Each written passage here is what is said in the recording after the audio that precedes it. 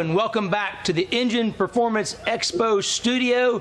I'm Lake Speed Jr., and we're joined live virtually by Mike Osterhaus and Cale at Melling Engine Parts. How you doing, guys? Good morning. Morning. Good morning, very good. So I have to admit, watching that video made me feel really old because I remember when Brendan was born. You know, so for those who don't know, my dad actually drove for the Melling family, and I used to actually work for Melling Racing as well. So this is somewhat of a family reunion a little bit. I've known Mike and these guys for a long time. So yeah, watching that video and seeing Mark and then seeing Brendan made me feel very old today, just by the way. So we're actually talking about one of my favorite subjects, which is oil and oiling system. And for those who are watching, you know, oil is one of these subjects that's hotly debated on the internet. And we're not going to get into oil chemistry today, so don't worry about that. But really the goal of oil is lubrication. That's the point. You know, and the video pointed out that the job of the oil is to cool and to clean, and also transfers power, which we're going to spend a lot of time today talking about in this section, about those other roles of the oil beyond just being a lubricant. But we can't ignore the oil being a lubricant. Proper lubrication can be defined as having the right oil in the right place, the right time, and the right amount. And that's where you guys come in with the oil pump, because if you can't get the oil where it's supposed to be on time and enough of it, we're going to have a whole lot of problems. So one of the things that's kind of developed, and you touched on it a little bit in the video, is the modern engine designs, like the LT engine, for example, that you guys were showing in the Corvette engines. That has a variable timing cam, variable displacement engines in some cases. So the oil is actually being a hydraulic fluid. So Mike, Cale, why don't you guys would elaborate on that concept a little bit about what the role of the oil pump is in allowing the oil to be that hydraulic fluid and how that affects engine performance. Yeah, that's one of the things that's really become very important in late model engines. And a lot of people, you know, they look at the oil pump and see it as just a lubrication device to provide a flow of oil to all of the rotating and tight assemblies within the engine. But it also is basically supplying hydraulic power to tensioners in the timing set, to your VVT for the lifters that have displacement on demand, active fuel management, or MDS, as far as the different terms that each one of the manufacturers use. And they're basically also now tapping into the oil pump and adding an additional requirement besides lubricating and cooling components. Now it's also supplying hydraulic power to many other components. Another one to think of is also piston squirters, valve squirters that basically inject oil up underneath the pistons to keep them cool. Some of these options or features in the engine aren't as popular as others. When you look at VVT and the top 20 engines that are out, 95% of the engines in production right now have VVT. DOD, AFM, MS, the displacement on demands, or the lifters that can basically deactivate, are a lower percentage when you look at like the different engine platforms, but they're very, very popular with the V8s. And when you look at the GM LS platform and the Chrysler Hemi, they're very important to those engines as far as fuel economy. Oh yeah, so I mean, you mentioned one thing that really I hadn't really thought about, but was a great point, was the piston oilers. And that when you get into the direct injection engines, which we know direct injection engines are more and more popular all the time, especially turbocharged DI engines, because direct injection engines have a higher compression ratio, that piston cooling is really important. So I said we weren't going to talk about the oil itself, but we're going to end up talking about the oil itself for a little bit. Talk a little bit about oil viscosity and its relationship to flow. I know we're going to open a can of worms here, but we got to go ahead and do it, because I hear it all the time that, oh, I got a high pressure oil pump. And you guys talked about it in the video. The oil pump does not make pressure. It makes flow. It's the resistance to the flow throughout the system that generates system pressure. And of course, the pressure relief valve is what's regulating that pressure. And then oil viscosity plays a role in resistance to flow. So let's go down that road a little bit and elaborate. You guys are hearing the calls from the customers all the time. What do you see as the number one issues that come up related to we'll call it the misconceptions about pressure versus flow?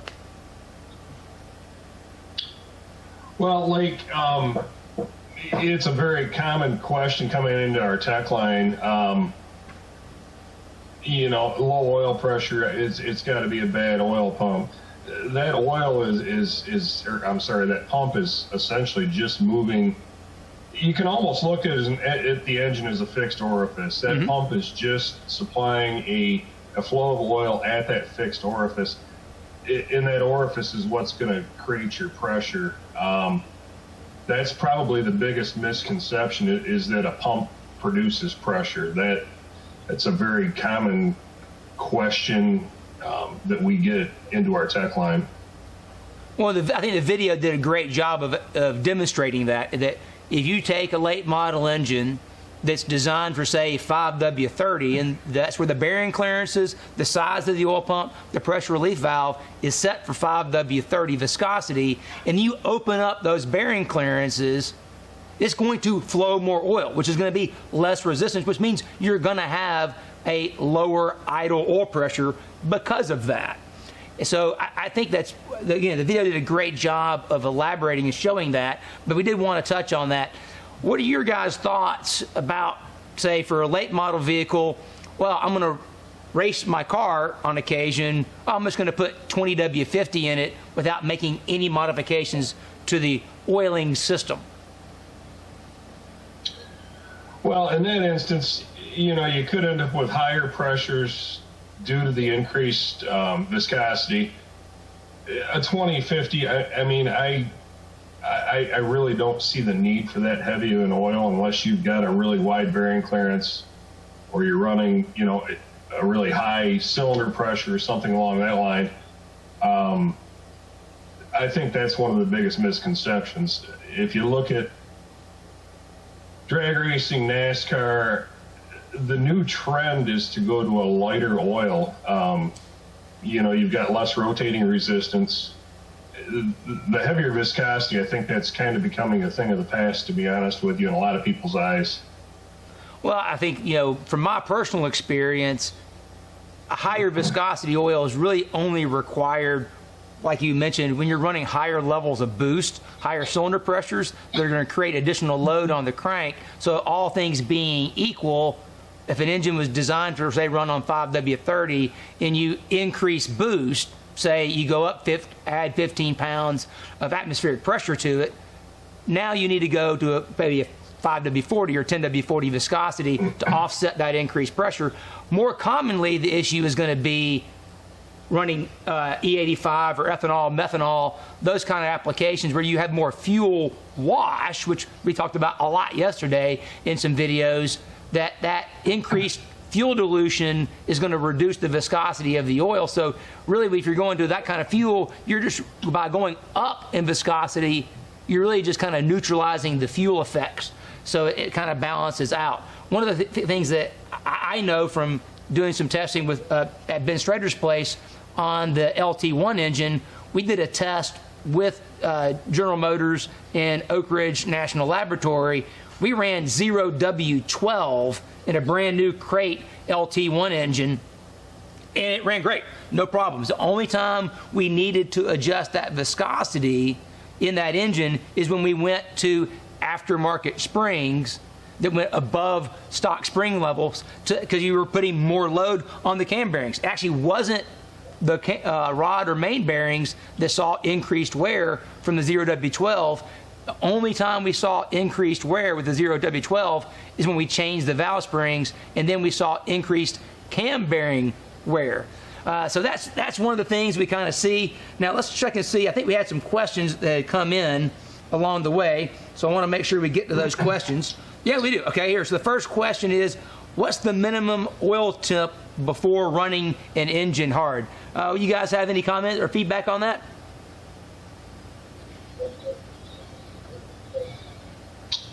You know, some of the pro stock guys are looking at 100 degrees of engine temperature. You know, that's what they want at the starting line. As far as a minimum temperature before running an engine hard, I don't know as though there is a specific number.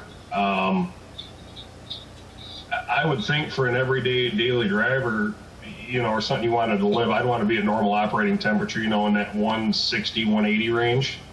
I agree with that. That's a good number. I know a lot about oil flow. So when you get oil temperature up to around 160, 180 degrees Fahrenheit, you have sufficient oil flow to get the job done. Obviously, like you said, the pro stock guys, they're in a whole another ball game by themselves. The low viscosity oil they run is designed to operate at that temperature. So let's get on to another question here. Looking through all of them here. Okay, so my understanding is the industry standard recommendation is 10 psi of oil pressure for every 1,000 RPMs. The old Smoky Unique rule. We all know that one. The question is, will 55 to 60 psi at 7,000 RPM hurt anything? You guys have any comments, questions, or comments about that question? I would say as long as you're running normal cylinder pressures, no. I wouldn't see any issue at all with that. You know, that's the higher pressure stuff. That was a lot of the, I think that kind of went hand in hand with the heavier viscosity stuff back in the day. I think at 55, 60 PSI, if everything's machined and assembled properly and you're using good quality products as far as bearings, I don't see where you'd have any issue at all. Yeah, I agree with that 100%. If you think about, I can think about some of the NASCAR engines back in the day when we were turning, 9,200, 9,500 RPM. We weren't running 100 pounds oil pressure, 90, 100 pounds oil pressure. It didn't have to happen. Yeah. And a lot of that is the fact that, back in the day with Smokey and those guys, the oil technology wasn't what it is today. The oil's gotten a lot better over time. So those rules have changed because the foundation of the principles had changed. And of course, that's kind of what we've been seeing these last 2 days at the Engine Performance Expo, is that technology continues to move forward. So conventional wisdom is not a bad thing, but you also have to look at it through the lens of modern technology and the ability to, we have better metallurgy. Can't say that right yet. Coffee hasn't kicked in fully this morning. Better metallurgy, better surface finish, better lubricants anymore. So everything's trending in a way that enables a higher level of performance than we had in the past. Try to get in one more question. Oh, great question. Effects about VVT effects on oil volume and pressure, or the change in viscosity. What influence does oil pressure have on the performance of the VVT systems? I can't speak today. Go ahead, Mike. Oil pressure on the effect of VVT is the question, Lake? Yes, sir. Okay. The VVT, from what any testing I've done with VVT, a certain PSI has to be supplied to that VVT actuator before it's capable of releasing. Usually it's in that 20 PSI range. So you're going to have that minimum pressure before before you can even move that actuator. I'm sure, and I don't know this for 100%, but I'm sure that there's also a parameter in the ECM that sees a minimum PSI before it will enable that VVT. I know for displacement on demand there is a minimum PSI before the ECM basically gives its blessing to even turn the system on. So as far as that goes, you've got a minimum PSI. The ECM's also got a calibrated maximum PSI. So if you go above that, it's also going to go into a fail-safe mode that's going to shut things down in regards to VVT and DOD. Yeah, that answer sounds right to me. The one thing I kind of can see over and over again, especially when it comes to lubrication systems and oil, is that balance is the key word. It's kind of like Randy was talking about yesterday. Balance, you can't have too much, you can't have too little. You just have to find the right balance for the application. And of course, with the VVT, you need to have proper oil flow. So you got to keep it kind of rolling so that you have the correct oil flow, not too much, not too little. And so that's the key thing, to have the right level of flow. And a part of that was, like I said, oil temperature makes a difference. Oil viscosity makes a difference. Those are all considerations we need to keep in mind. Let's see if we got any more questions here. Does minimum oil pressure requirements follow torque curve, cylinder pressure, load, or RPM? Okay, so that's a great question, Brian. You kind of touched on that a little bit, Cale, about what the viscosity requirement is based on cylinder pressure.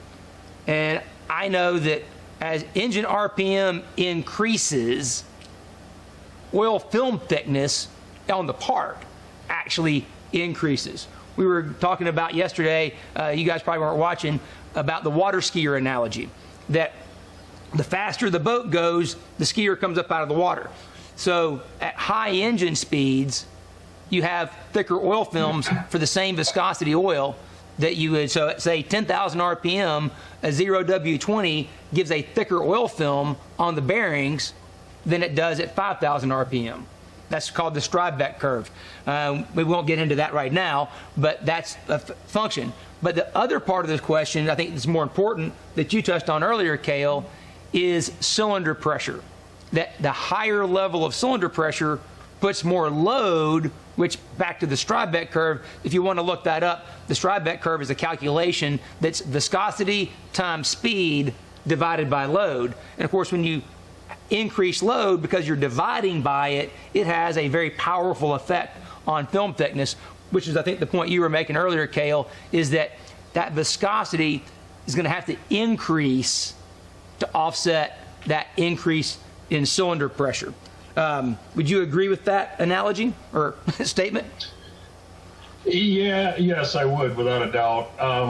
I was down doing some testing last year on some diesel stuff that we were doing, and I was talking to the guys that we were testing with, and they're real reputable guys in the industry, and they're running 120, 130 psi oil pressure on these, their pulling trucks and such. And they say if they go below that, they're actually, taking the bearings out of the bottom end. They've got to have that extra. You can almost look at that oil as a spring almost in there to try to, with those high pressures, to try to keep that, that crank off from the bearings, or the rod off from the bearings, the cam off the bearings, whichever piece of the rotating assembly we're talking about. Yeah, it definitely seems the boosted applications like that, where they're making big power, that there is a function of oil pressure that's different than what you see in a naturally aspirated engine. That spring concept's probably a pretty good idea. I also wonder, too, that when you have that much load on the main bearings, and of course you have to have pressure to feed it to the rod bearings, that you're trying to overcome that load that's trying to force the oil out. You have to have pressure to force the oil in, back to right oil, right place, right time, right amount. Let's try to get to one last question before we have to go to the next video, which is coming up very soon. A comment here was that Ford uses a minimum oil temperature before VVT is actuated. So that makes perfect sense. So any other questions here? Oh, can I have too much oil pressure? Oh, yes, I think you can have too much oil pressure because you can generate too much heat. So, guys, we're out of questions. We're almost out of time. We really appreciate you guys joining us today. Thanks for the video. And now we're going to throw it to the next tech chip, appropriately from Driven Racing Oil. What a day, what a day, what a day. Yeah, my brain is swollen. I've learned so much today. They told us, don't start cars. We are not going to listen.